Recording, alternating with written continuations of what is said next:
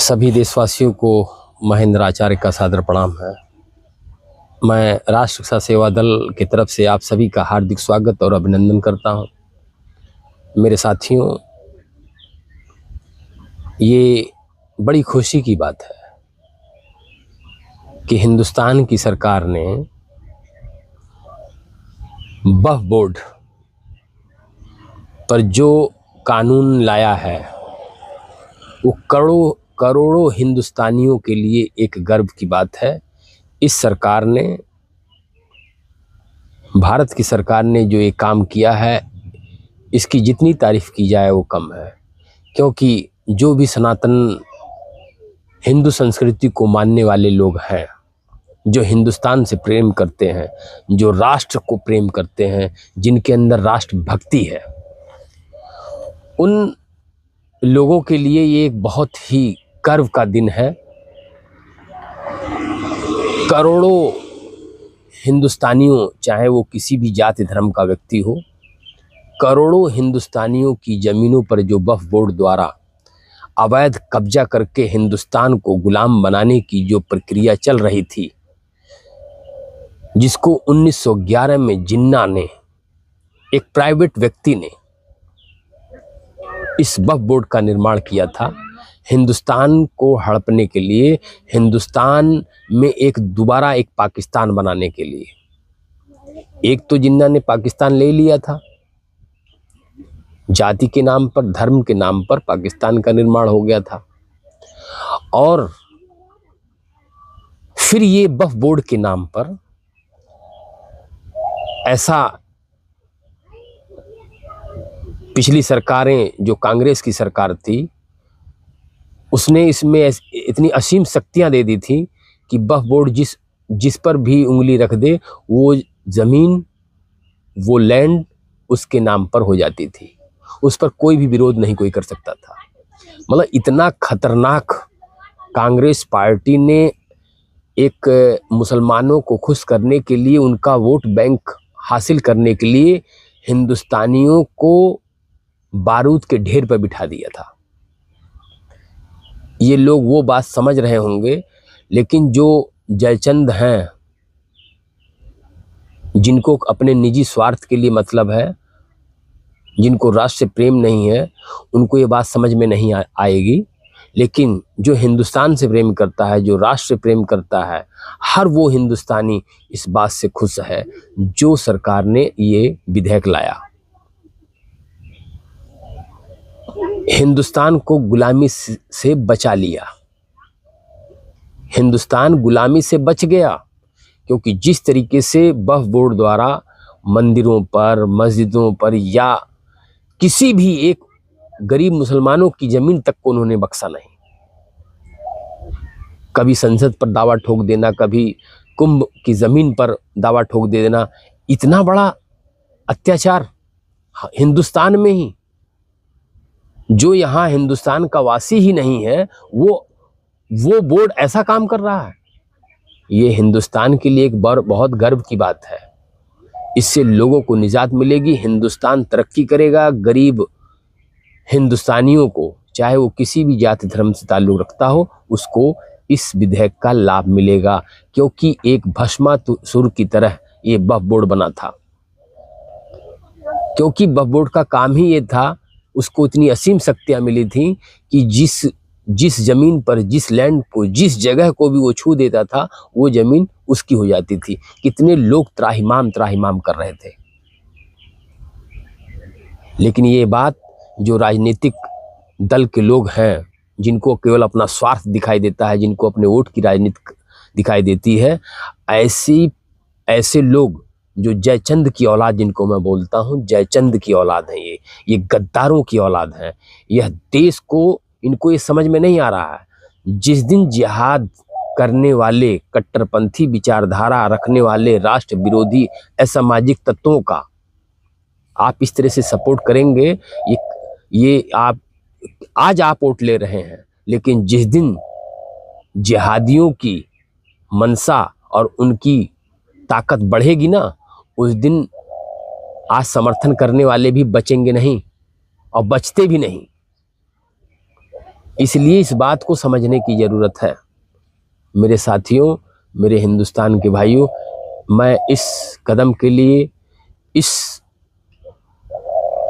बहुत खुशी दिल से मैं इसको बहुत बहुत बधाई देता हूँ इस सरकार को, जो इसने हिंदुस्तान को गुलामी से बचा लिया, हिंदुस्तान के लोगों को गुलामी से बचा लिया। हर वो समाज का तबका, चाहे वो हिंदू हो, मुसलमान हो, चाहे कोई भी बिरादरी का हो, किसी भी समाज का हो, उन सबको इसने बचा लिया। क्योंकि जो लोग हिंदुस्तान से प्रेम करते हैं उनको इस बात का मालूम होगा कि ये वक्फ बोर्ड क्या कर सकता था। बताइए, 9 लाख हेक्टेयर ज़मीन, उससे भी ज़्यादा वक्फ बोर्ड के अंडर में थी। कोई कुछ नहीं कर सकता था, ना कोर्ट में, ना अदालत में, कहीं भी उसको आप चुनौती नहीं कर सकते हो। और जो उसमें असामाजिक तत्व थे वक्फ बोर्ड के अंदर, वो हिंदुस्तान को तोड़ने की साजिश कर रहे थे। उसके अंदर ऐसे लोग थे जो हिंदुस्तान को तोड़ने की साजिश कर रहे थे। ये बहुत बड़ी बात है। हम इस विधेयक से इस सरकार को, जो इसने गुलामी की तरफ जा रहे हिंदुस्तान को और हिंदुस्तानियों को, इस सरकार ने बचा लिया। इसके लिए बहुत बहुत बधाई। मैं राष्ट्र रक्षा सेवा दल की तरफ से इस सरकार को बहुत शुक्रिया करता हूं और बहुत बहुत धन्यवाद देता हूं। मेरे साथियों, मेरे सनातन भाइयों, एक चीज़ मैं और आप लोगों से कहना चाहता हूं कि जो लोग हिंदुस्तान से प्रेम करते हैं, जो राष्ट्र से प्रेम करते हैं, जिनके अंदर राष्ट्र भक्ति है, उनको ये बात अच्छी तरह से समझ लेना चाहिए कि ये जो राजनीतिक पार्टियां हैं, जो राष्ट्र से प्रेम नहीं करती हैं, जो वंदे मातरम से डरते हैं, जो भारत माता की जय कहने से डरते हैं, जो लोग जय श्री राम बोलने में, अपने संस्कृति को बोलने में, उसकी प्रशंसा करने में जो दिक्कतें इनको होती है, ऐसी पार्टियों को कभी भी वोट नहीं देना चाहिए।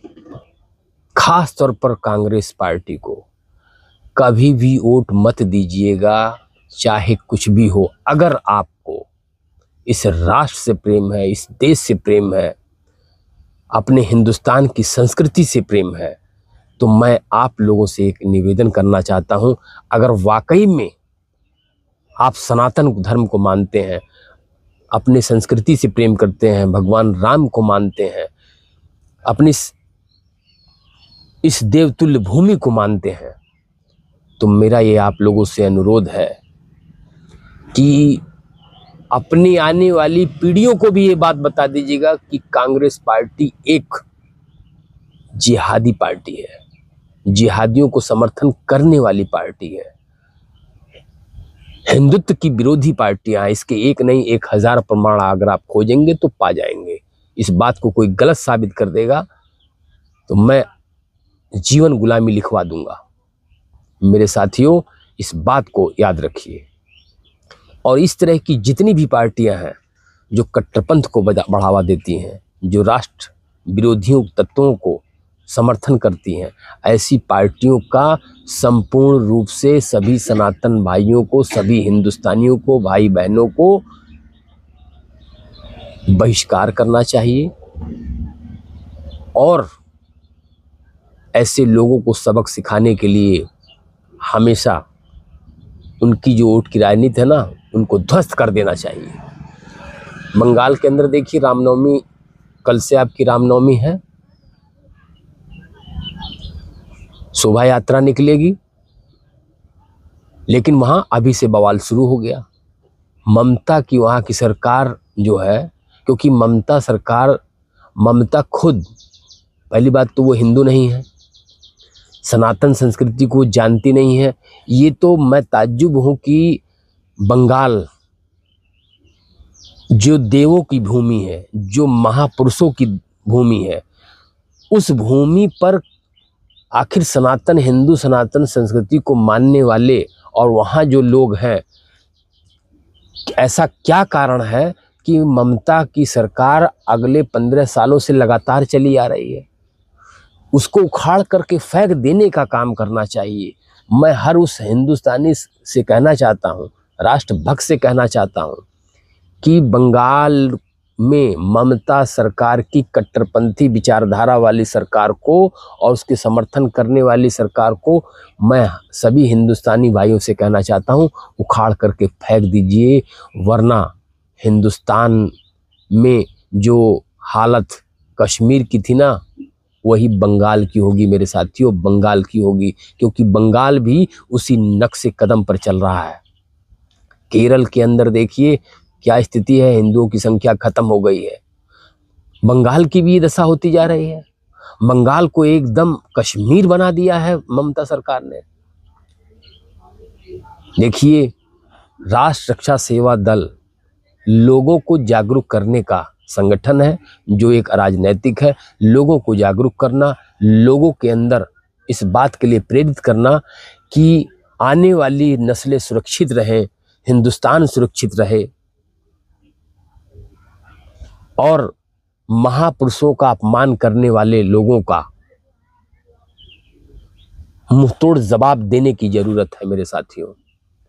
और मेरा आप लोगों से यही निवेदन है कि आप एक दूसरे को जागरूक करिए, और जागरूक ही ना करिए, उनको पूरी तरीके से इस चंगुल से निकालने का काम करिए, हिंदुस्तान को बचाने का काम करिए, आने वाली जनरेशन को सुरक्षित और एक सुरक्षित और स्वच्छ हिंदुस्तान और सुंदर और हिंदू संस्कृति को एक बढ़िया माहौल आने वाली जनरेशन को मिले, और असामाजिक तत्वों से और उनको समर्थन करने वाले दलालों से, गद्दारों से, जयचंदों से छुटकारा मिले। इसके लिए एक दूसरे को जागरूक होने की जरूरत ही नहीं है, उनके लिए काम करना होगा।